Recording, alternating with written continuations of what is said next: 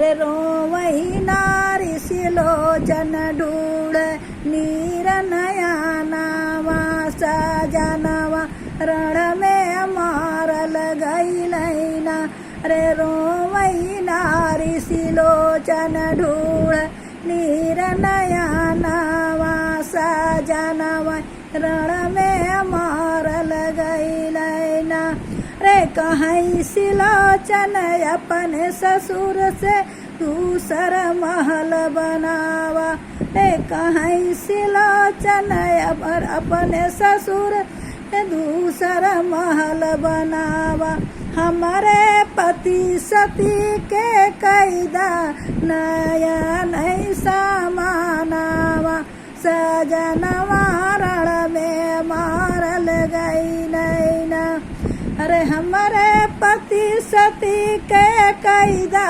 नाया नहीं सामानावा सजनवा रण में मारल गई नैना अरे रोवै सिलोचन ढूढ़ नीरना यानावा सजनवा रण में मारल गई नैना सजनवा रण में मारल गई नैना।